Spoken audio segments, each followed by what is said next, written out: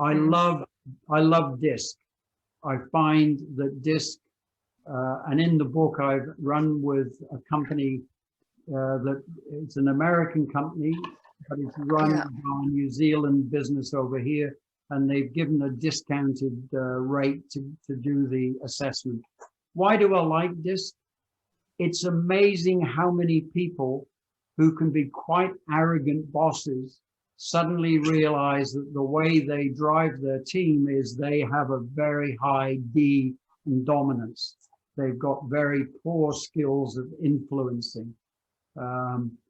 Or depending on what part of the business you're in, it could be they've got a very, very strong belief in compliance.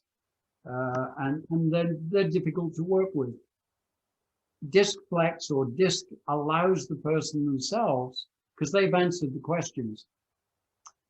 I must tell you a very quick story, a funny story. There's one guy, when we were doing this in a course, and there were probably about 12 participants, and we all came back, and I said to everyone, how do you feel about the DISC report that you got? You know, you're all going to be looking at them and working on them, and we'll talk about it in a month's time. And the guy turned around and said, oh, it's a load of rubbish. And I said, well, how do you mean it's a load of rubbish? Did you have some beer before you filled out the questionnaire? And you had a particularly difficult day at work? And, no, he said, I didn't bother doing it myself. I got my wife to do it. Questions, just come off mute or put your hand up and come in and make a comment or ask a question. And if not, we'll carry on. I'm loving this. I just want to be sure that I don't hog the whole conversation. Oh, I think I'm hogging at the moment. Well, any thoughts? Thank you, Bob. Thank you, Mike. There are two things in mind here. For the chemistry call in particular, it's usually that I look into coachability, 3 dimensions: willingness, desire, and caring.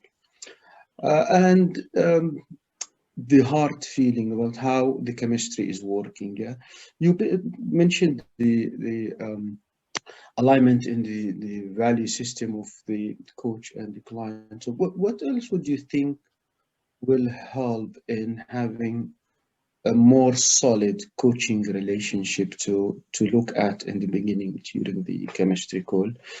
So is it important in the chemistry check, if we move to that part of the first part of the question, is it important that when you're talking to somebody, you're tuning in to how they're communicating with you?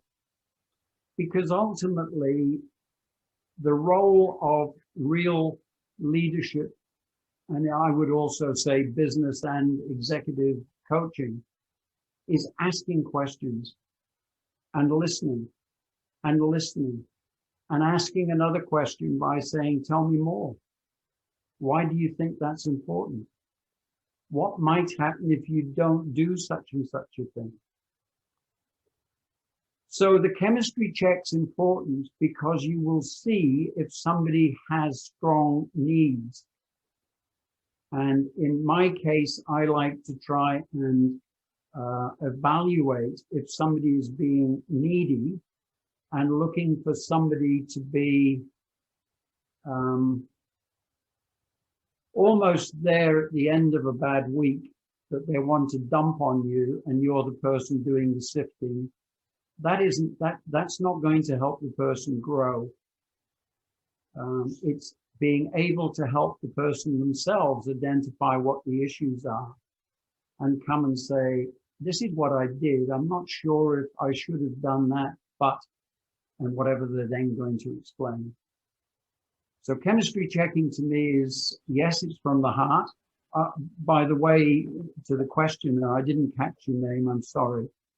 But I also did multiple brain integration techniques before I went on to conversational intelligence. That's the work of Grant Sazulu and Marvin Oka, and now being very, very well looked after by Suzanne Henwood from New Zealand, because Grant unfortunately has died. But magnificent work based on neuroscience, but with MBITS, there's quite a lot of NLP, neuro-linguistic programming, in the language of listening. Question, Jane. I'm very conscious we're near the top of the hour, so I fear we may have to wrap up. But I do want to say thank you, Mike, for giving your time today to talk about your book, The Emerging Leader. And thank you, everybody who's in the audience asking questions and listening. So yeah, thank you, Mike.